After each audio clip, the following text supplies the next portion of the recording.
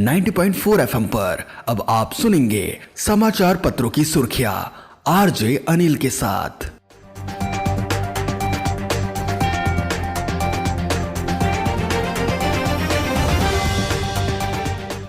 नमस्कार, आप सुन रहे हैं किसान रेडियो बस्ती अखबार पत्र की ताजा सुर्खियों के साथ मैं अनिल चतुर्वेदी। प्रमुख समाचार। 1990 के गोलीकांड में सिकंदरपुर के रमेश की चली गई थी जान। राम मंदिर बनने से खुश हैं रमेश के परिजन। प्राण प्रतिष्ठा को लेकर जिले में 100 किलोमीटर लंबी सड़क की होगी सफाई। बस्ती रोडवेज की बसों में बजने लगी राम धुन। 22 को होगा संपूर्ण रामायण का लोकार्पण। और पूजित अक्षत संघ अधिकारियों को दिया आमंत्रण। समाचार पत्रों की सुर्खियां अब विस्तार से।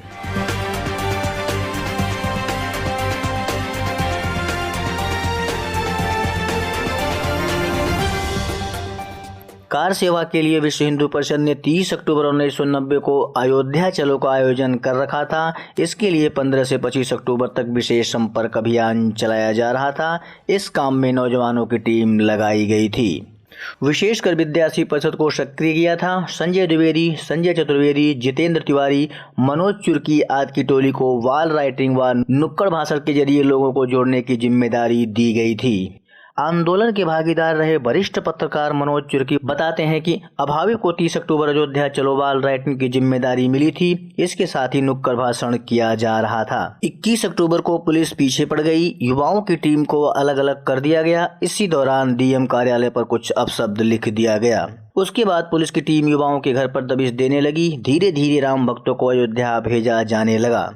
उनके लिए भोजन पैकेट जुटाने की जिम्मेदारी भी युवाओं की टोली पर थी। इसके चलते काफी संख्या में राम भक्त अयोध्या में घुस गए। 30 अक्टूबर को चली गोली में 5 लोगों की मौत हो गई तो 2 नवंबर 1990 को फिर से राम भक्त विवादित ढांचा परिसर में घुस गए और गोली के शिकार हो गए। अयोध्या में 2 नवंबर 1990 को चली गोली में बस्ती के सिकंदरपुर के रमेश गुप्ता 34 को गोली लगी थी और उनकी मौत हो गई। राम जन्मभूमि को लेकर हुए रमेश के बलिदान की खबर सिकंदरपुर पहुंची तो लोगों का कलेजा हलक में आ गया। काफी संख्या में राम भक्त रमेश के घर पहुंचे। तत्कालीन विश्व हिंदू परिषद के प्रदेश संगठन मंत्री ठाकुर गुरदत्त सिंह सिकंदरपुर आए थे। उन्होंने रमेश की मां को 1 लाख रुपए की सहायता राशि सौंपी थी। अयोध्या धाम में 22 जनवरी को श्री राम जन्मभूमि मंदिर के 9 विग्रह की प्राण प्रतिष्ठा होनी है। इसके लिए बस्ती में हर स्तर पर तैयारियां तेज कर दी गई हैं। बस्ती में 4 लेन व अन्य 100 किलोमीटर सड़कों को साफ सुथरा किया जाएगा। 56 किलोमीटर हाईवे को भी नीट एंड क्लीन कर अतिथियों का स्वागत होगा। जिला प्रशासन ने इसकी तैयारी कर ली है। 1 मजिस्ट्रेट के साथ एडीओ पंचायत व 1000 सफाई कर्मियों के भी सेवाएं लेने की तैयारी है। डीएम इंदिरावाम सिंह ने बताया कि अयोध्या में प्राण प्रतिष्ठा को लेकर बस्ती में बड़े पैमाने पर वीआईपी मूवमेंट की संभावना है। यहां पर वीआईपी के आने व ठहरने को लेकर प्रशासन ने तैयारियां शुरू कर दी हैं। जिले में 100 किलोमीटर सड़क साफ सुथरी की जाएगी। इसके लिए 1 सप्ताह पहले से ही सफाई कार्य शुरू कर दिया जाएगा। प्रत्येक 100 किलोमीटर पर पर्यवेक्षक के लिए 2 ग्राम सचिव और 1 एडीओ पंचायत तैनात होंगे।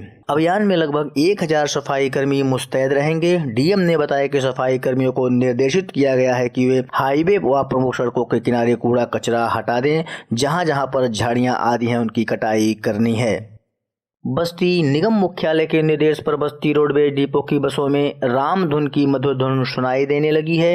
मंगलवार से गोरखपुर अयोध्या रूट पर चलने वाली बसों में भजन के बीच यात्रियों ने यात्रा की। बस में भक्ति का माहौल है। बस्ती डिपो के बेड़े में निगम की 88 और अनुबंधित की 34 बसें शामिल हैं। इन सभी बसों में रामधुन भजन बजने के लिए निर्देशित किया गया है।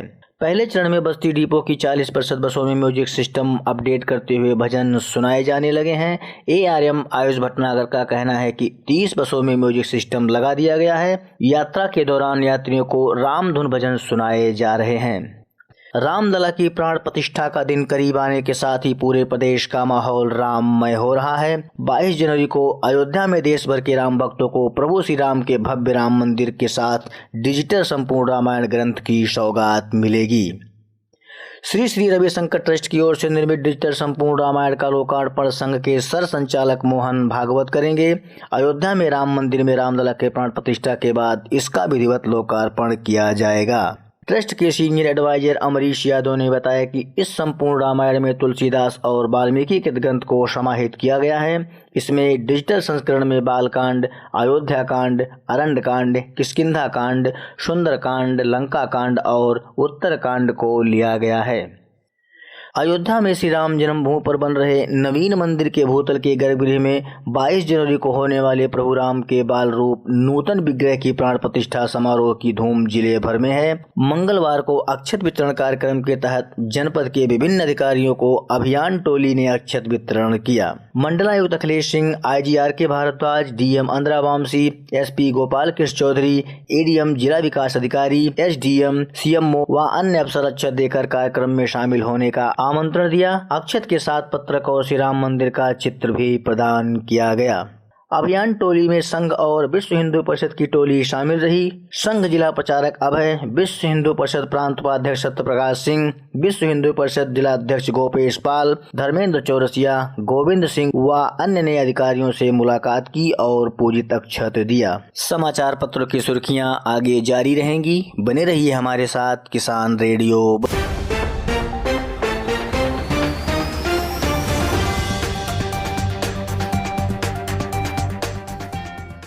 समाचार पत्रों की सुर्खियों में एक बार पुनः आप सभी का स्वागत है। 4 लेन बनाने की गति धीमी, बढ़ी दुश्वारियां। बस्ती बड़े बन से कंपनी बाग तक बन रहे 4 लेन की धीमी गति से शहरियों की दुश्वारियां बढ़ गई हैं।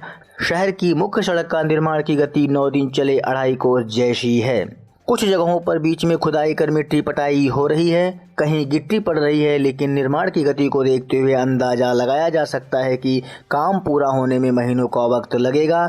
जब तक शहर की मुख्य सड़क जाम की शिकार रहेगी, वाहन रेंगते चलेंगे। शहर के 2 प्रमुख चौराहे कंपनी बाग और बड़े बन को 4 लेन से जोड़ने की पहल हुई, कारण दोनों चौराहे पर जाम के शिकार रहते हैं। आम